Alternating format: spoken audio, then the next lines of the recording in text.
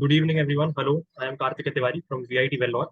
I have been given a project named smoke detection using IoT dataset. So I have tried to implement the model as of best of my knowledge. So this is my IPI in the file. So starting from the first line where itself, this is the I have imported all the basic libraries that are required in the initial phases of the project.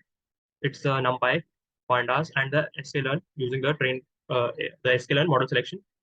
From there, I have imported the train test split. This is my data set. I downloaded the data set from Kaggle, and this is where it is stored. And I have just displayed the data set using the data.head function. In the data variable, I have stored my data frame. So data.head, and it shows me the different columns that are present and the entire data set itself. Moving ahead, uh, I have used statistical inferencing to derive some of the information from the dataset using data.info function. I just looked upon what are the different columns present and what are the different values. So clearly we can see that there are 62,630 values are present and all are non-null. Non-null, that means there are no null objects. And the data type of all the columns are shown. Moving ahead, I have using the data.shape function, I have just checked out what are the different number of entries, number of columns, and number of rows, columns that are present in the data set. Moving ahead, I have my data.describe function that describes all the integer and the float values for me. What are the count function, all the statistics. This is basically a statistical summary of the entire data set that I have been able to capture. These are the different values. These are different columns, unnamed UTC, temperature in degrees Celsius, humidity in percentage, and many more columns are there. So this is just a statistical summary of the same. Again, using the data.isNA function, I have tried to get all the null values and tried to record the sum of them. So clearly, as we saw earlier also, that there were no null values. The function shows that there are any null values are not present. So that makes the job a little bit easier for our side because we don't have to encode it or we have to replace the values with some pre-known values. Data.column function gives us the name of all the columns that are present in the data set. Expectedly, I did not find unnamed, UTC, and CNT to be of any use for our analysis in the smoke detection. They are just basically time versions and they do not help in model building. So I have dropped the columns using in the exploratory data analysis. I have just dropped them because they were of no use from our end perspective. So that's why I have dropped them. So this is the data after we have dropped the columns, these three columns. Coming ahead, I have just counted the number of data, the fire alarm values that are our classification problem, that whether the fire alarm has rung or not. So I have just counted. So one shows that fire has been alarmed and smoke has been detected. So it is 44,757 values show that yes, the alarm has been rung and the smoke has been detected. And zero shows that no smoke has been detected. So this is 17,873 value. Coming ahead to visualization techniques, I have used two very famous libraries of Python that are matplotlib and Seaborn.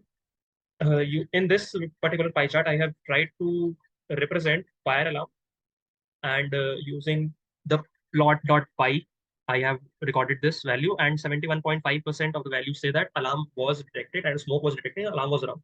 And 28.5% values say that no alarm was there.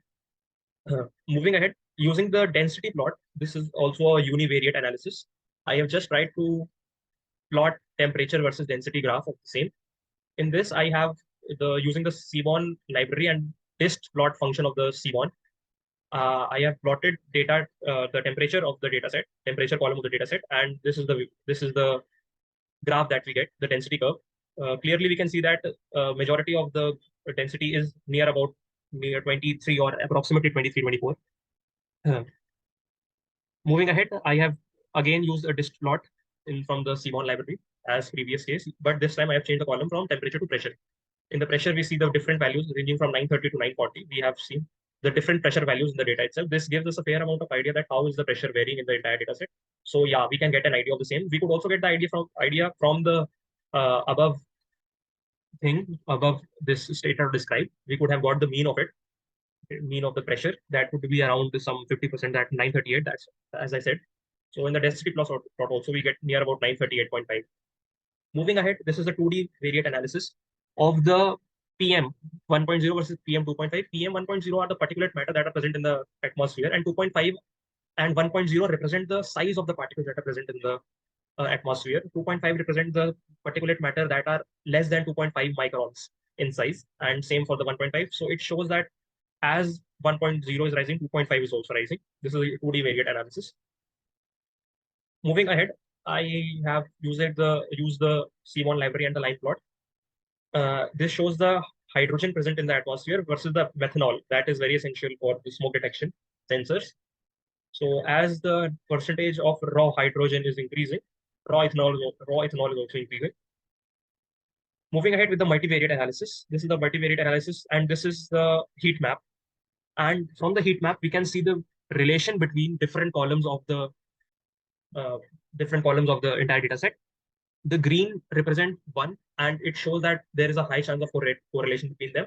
And the pink shows that there is very less correlation. So all the greens basically show that probability of having a higher correlation, positive correlation. So from this heat map itself, it's very clear that PM1, PM2, NC 0.5, NC 1.0, and NC 2.5 have a very, very high possible probability of having good correlation. So in my next step, I have done some feature extraction again based on this heat map. Using this heat map, I have seen that temperature, the humidity and the pressure had quite a good relationship among them. So I have used in my feature extraction, I have used the columns humidity and pressure, and from the data from here, I have just used PM1, PM2.5, NC 0.5, and NC 1.0 because the possibility and the correlation between them was very huge. So I have extracted these features based on my analytical skills and my data, the way I read the data from my perspective. I thought that these values would give me a fair amount of my model, and my model would be able to detect my values of the smoke in a good manner rather than introducing raw ethanol and raw H2. That would not be able to give my model. They would provide some increase in the accuracy, but they won't be having that much effect on my data. So this is what I have done using the columns function. This some basic array things. I have just extracted the required columns from my data extraction. So I have extracted the features. Now based on this, I have splitted my data. X shows all the independent variables. That is all the humidity, CO2, pressure, PVM1, 2.5. All these things are the X. These are the X things that are independent that would be getting from the sensors. And Y is the fire alarm. That is the classifier. That is a dependent variable. So I have splitted them. Then again, I have counted the counts.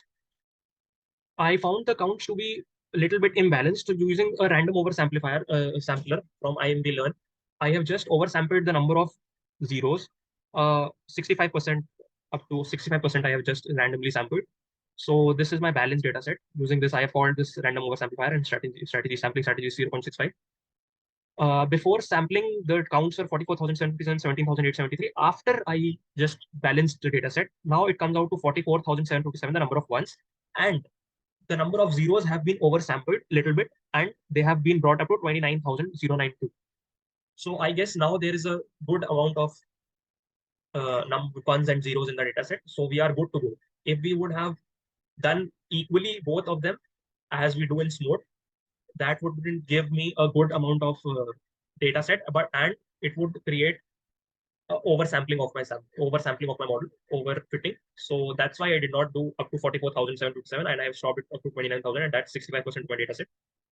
Moving ahead, using the train test split library, I have just splitted the data. Of the test size is 0.25 and random state is 59. So this is my train data set explained. Now coming up to model building. So I have used 4 classifiers. One among them is Navy base. So I just tried to get an accuracy, but when I executed it I got an accuracy of only 65%. That's quite low for a model to be accurate. Following that, I used logistic regression. In logistic regression, I used all these parameters because I just wanted to get the best parameters out of it. And I trained the model also. It took around half an hour to just get trained. So these are the various things that are there. I got the classifier score as 76%. The best classifiers being this. All these parameters are this. So these are all in the hyper tuning parameters. But while I predicted and got the accuracy, I got the accuracy to be 77% only. So that's again quite low, not quite low, but yeah, it's not very acceptable. Moving ahead, I chose gradient boosting classifier as my next classifier. Again, I just trained the model with these hyperparameters. I fitted this. I ran the model and it ran for unbelievably 12 hours, 13 hours. It trained the model. Finally, I got these as the best parameters. And when I just got the accuracy, I got it to be 97%. That is, I would say it would be an overfitting model. So I dropped the idea again of using it. Moving ahead, I used SVM classifier. Using SVM classifier, again, this hypertuning parameter, using the various hyperparameters. This is the hyperparameter tuning that I did. And I got an accuracy of a classifier accuracy of 99%. That's again overfitting model. And unbelievably, if you just see the total time of each of this, and if you add them up, the total model that I ran was approximately for 24 hours. This is the entire, if you just add up all the minutes and the seconds that shows in here, the model trained for approximately 24 hours, and finally it gave a result. But again, it was an overfitting model, so I just dropped the idea. Again, I got an accuracy. But in the last, I used an KNN classifier. Using KNN classifier and using n neighbors as 850, it is just a random number because I had to train the model. And I got an accuracy of 88%. And this 88% was pretty good enough to go on. And using this, I have deployed my model. This is my app.py file. In this, I have just imported all the required libraries from Flask. I have imported Flask, Prickle, and NumPy again. This is the app thing that would be, this is the app that would be deploying my to the web page. And using pickle.load, I have just opened my model uh, previously, which I had used here to dump it as a model deployment using the pickle file again. Here it is being opened. This is the first page of my website. This is the index.html. Using the hello world, this is the first, and using the app.route decorator, I have opened it. And if we, I also show you the web page also. And the second function is the predict function. And this is the functionalities. I just got the values from the form that we would be shown on the page. And using this, this is the prediction model. Predict. We are predicting it using the various features that we'll be getting from the forms. And if we get a result to be 0 from the prediction, it says that smoke would not be detected. And if it says 1, the smoke would be detected. So this is it. And this we will be returning it to a page called test.html, and with this message file smoke is, and we would just see in a minute. This is the main thing that would run on port number 5100. And this is my model.py that we have deployed using KNN. This is the KNN model using 850 neighbors. This is my index.html page. These are all the forms thing that I have asked from the users to enter. And these are the various style sheets. These are the files from the Google APIs. These are the various fonts that I will use in my data page on my web page. And this is my style.css. These are the various stylings that I have done, the basic ones only. I have inserted an image and any or not. And this is my output page that would be shown as a result. So uh, I just show my main page. So this is the deployment that has been gone. So model is running on this page. I just show you this page. So this is my page that gets in here. So these are the various values that I have just entered randomly. I just enter it again.